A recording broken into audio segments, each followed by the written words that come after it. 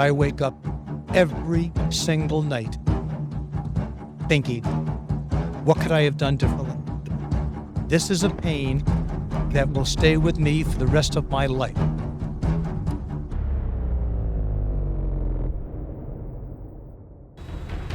Trying to make money from a market that is collapsing is not an easy task.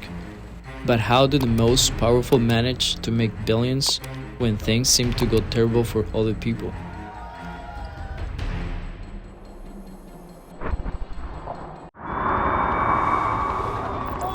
Since the 1929 stock market crash, the financial crisis of 2007 and 2008 was the worst ever to affect the world.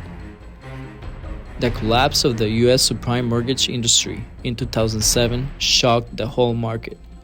The consequences were felt all around the world. Several significant institutions, including Lehman Brothers, failed as a result. When the Great Depression was at its highest in 1933, 50 million Americans lost their employment as a result of the stock market crash, and half of the nation's banks failed. After the stock market crash, production decreased by 50%, resulting in breadlines, soup kitchens, and homelessness all over the country. Many people in the country went hungry as a result of farmers being compelled to let crops rot due to financial hardship. Many farmers relocated to the city in search of work as a result of the Dust Bowl, which was marked by droughts, strong winds, and dust in the south.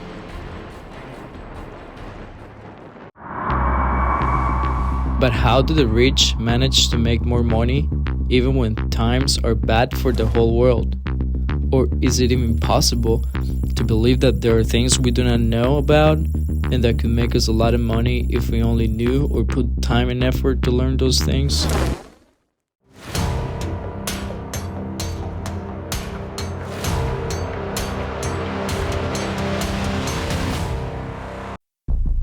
Robert Kiyosaki, well known for his books Rich Dad Poor Dad, is one of those that benefit from the market collapsing. He said he borrowed $300 million from the bank when we were in the middle of a downfall. I made more money after 2008 than ever in my whole entire life because the best time to start a business is right after a crash. It is the best time to borrow money since interest rates usually fall in a recession. As loan demand declines, investors seek safety. It makes it a nice deal to borrow money to get even richer. But Kiyosaki also says that if you don't know how to use debt to get rich, then you should follow Dave Ramsey's rule, which is being debt-free and cutting your credit cards. Have you cut up your credit cards yet? Which to me is the longer route to make sustainable wealth. Yes, dear. But it is good for you if you tend to follow bad money habits, like buying things you already own or do not really need. You gotta know that stuff, but they don't teach it in school to anybody. He has acquired his wealth by using others people's money, which could be from banks or investors. How can the banks let this happen? It's fueled by stupidity. But that's not stupidity, that's fraud. Warren Buffett. Net worth more than $90 billion. I'm pretty sure you've heard of Oracle of Omaha. The American businessman and philanthropist is widely considered the most successful investor of the 20th century. He has amassed a personal fortune of more than $60 billion by rejecting the typical financial patterns. Buffett engaged in a number of transactions during 2007 and 2008 subprime mortgage crisis. No let-up in the housing boom, which is good for the economy. Homes were selling last month at a record clip. The main reason, low mortgage rates. Despite the initial doubts, turned out to be very successful. But how? He contributed $5 billion to the American Bank Holding Corporation, Goldman Sachs Group. The following month, Berkshire Hathaway bought $3 billion in preferred stock of General Electric Company. Buffett revealed in November 2009 Berkshire Hathaway was spending around $26 billion to acquire the railroad corporation, Burlington Northern Santa Fe. Additionally, Berkshire Hathaway held large stakes in businesses it did not own. So how did he do it? By investing in what he knows and understands. Good old-fashioned American brands like Coca-Cola, Fruit of the Loom, and Dairy Queen. In October 2008, Warren Buffett published an article in the New York Times declaring he was buying American stocks during the equity downfall brought on by the credit crisis. When Warren Buffett purchased the railroad in the middle of 2009 crisis, people were saying he was insane. They questioned his decision to purchase a railroad. The recession is terrible. Nothing is being sent since nobody is purchasing anything. Most of them were saying this about Warren Buffett. Exactly. Easily available at a low price. The economic downturn will end. The public will regain their purchasing habits. Shippers will start using railroads for their shipments. And after that, it will be worth much more.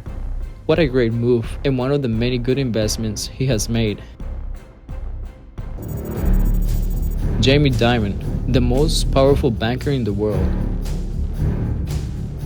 made a significant profit for JP Morgan during the financial crisis, despite not being a real individual investor. When the financial crisis was at its worst, Dimon leveraged the strength of his bank's balance sheet to buy Bear Stearns and Washington Mutual, two financial organizations that had been destroyed by huge wagers on the housing market in the United States. Bear Stearns was purchased by JP Morgan for $10 per share, or around 15% of its worth as of early of March 2008. The same September, it also acquired Washington Mutual. Shares of JP Morgan have increased by more than triple from the March 2009 lows, making shareholders and the CEO immensely rich. The company has put the crisis behind it. JP Morgan Chase has gained market share. It now ranks number one in global investment banking and trading activity. Carlicahn, another well-known fund investor with a track record of buying distressed securities and other assets during downturns, is Carlicahn. His area of expertise is purchasing businesses, namely gambling businesses. He had previously purchased 3 casino establishments in Las Vegas during times of financial difficulty and sold them for a wealthy profit when business conditions improved. Call me whatever you want. I made this money because the system is so bad, not because I'm a genius. But that's not all. In spite of the economy collapsing and farmers having a difficult time with their production, many well-known companies were built as well. With the investors we just look at, you may wonder if it's possible to build a company when times are bad. You might be surprised, but there are a lot of companies that were created in times of uncertainty. Hewlett-Packard, 1937-1938 recession. The rumors of a Second World War began to spread as Americans were beginning to recover from the Great Depression. The 10% decline in the gross domestic product and the 20% increase in unemployment opened the way for the third worst recession of the 20th century. According to the Silicon Valley Historical Association, William Hewlett and David Packard made the decision to start the electronic business Hewlett-Packard during this crisis. Having been formally inaugurated in 1939, it was developed into one of the biggest computer manufacturers in the world, with a market capitalization of $21 billion. Microsoft, 1973-1975 recession. A 16th-month recession was caused by the 1973 oil embargo and the 1973 stock market crisis.